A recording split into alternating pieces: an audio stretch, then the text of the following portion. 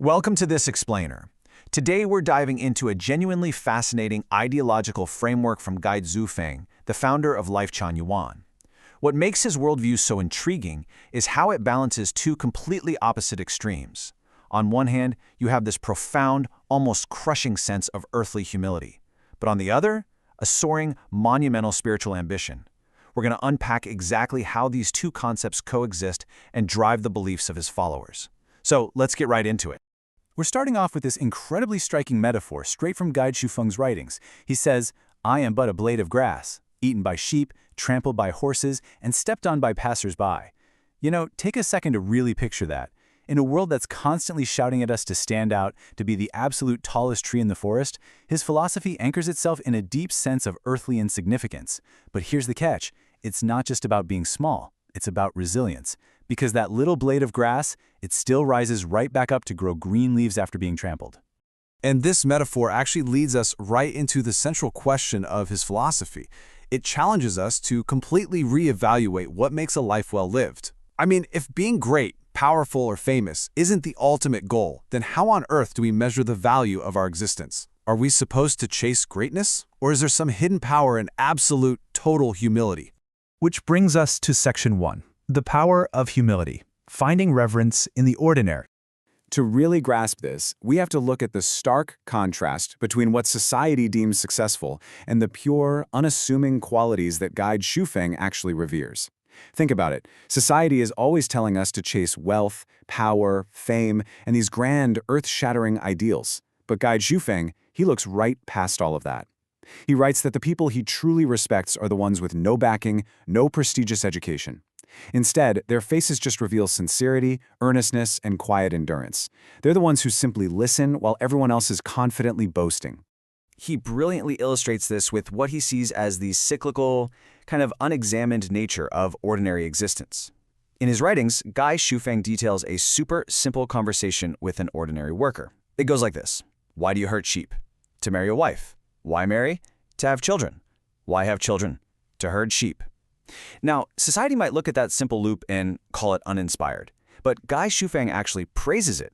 He argues that this kind of life is entirely free from toxic unrest, from endless disputes over right and wrong, or dangerous scheming. These people completely forget themselves and just focus on making life a little more comfortable for the people they love.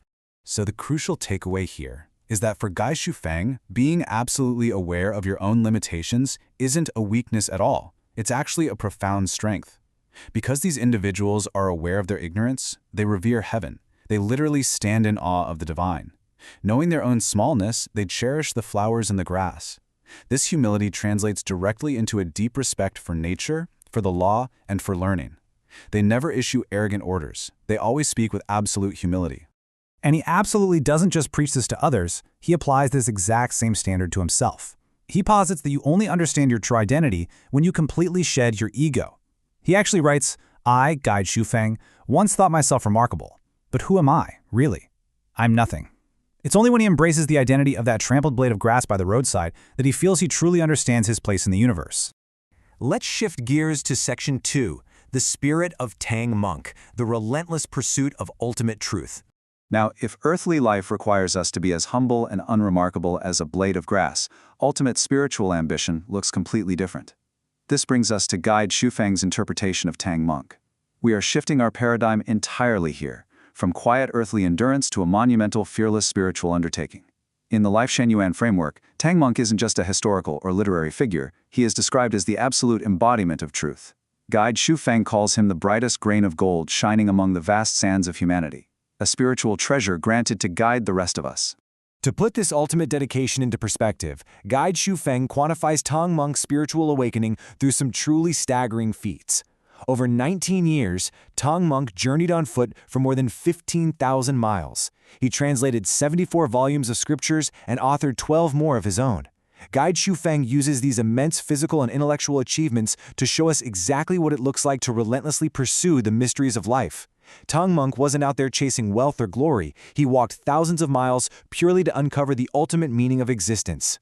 And Guide Xufeng uses an intense, almost startling juxtaposition to drive this point home. Earlier, we saw his deep respect for the humble worker, but when compared to the spiritual pinnacle of Tang Monk, he pulls absolutely no punches about the unawakened state of humanity. Ordinary mortals who lack spiritual drive are described quite harshly as wriggling worms or walking shells of flesh without soul. In stark contrast, Tang Monk represents an unshakable will and a fearless spirit. It's definitely a strong wake-up call to make us realize our own spiritual smallness. Moving on to Section 3, Reaching the Highest Realm, the journey to the Elysium world. So, how exactly do followers bridge this massive gap between being a humble blade of grass and having the towering ambition of Tang Monk? Well, by drawing on a quote from Jesus, "Every tree that does not bear good fruit is cut down and thrown into the fire," Guide Xufeng signals a stern, universal directive. He points out that merely existing, just consuming resources and taking up space without spiritual growth is essentially equivalent to spiritual death. You can't just be a passive shell. One must actively generate spiritual fruit. The humility we discussed earlier, that's just the foundation. Action and growth are the absolutely necessary next steps. To achieve this, he lays out very specific directives for his followers, who are known as Chanyan Celestials. He says we're all actually indebted to Tang Monk, and we have to repay that debt by inheriting his relentless spirit. We need to get closer to the truth every single day and scatter love to bear that spiritual fruit.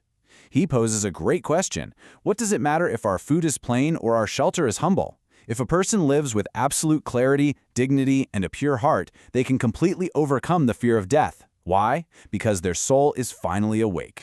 The culmination of this intense, dualistic discipline, where you combine total earthly humility with a burning, unyielding spiritual fire, is the ascent to what Lifechanyuan calls the ultimate ideal shore. The grand goal here is to perfect one's life and soul so thoroughly that upon passing, the spirit journeys to the highest realm, the Elysium world, specifically referred to as the Celestial Islands continent. As we wrap up this explainer, we want to leave you with this direct, uncompromising challenge straight from Guide Xufeng's texts. When you compare your daily struggles, your own ambitions, and your level of humility to the philosophy we've just unpacked, have you truly contemplated the meaning of your life and the value of your existence? Are we all just walking through the motions, or are we actively pursuing truth while remaining as humble as a blade of grass? It's a wildly fascinating paradigm to consider, regardless of your own personal beliefs. Thank you so much for joining me on this deep dive, and keep seeking those answers.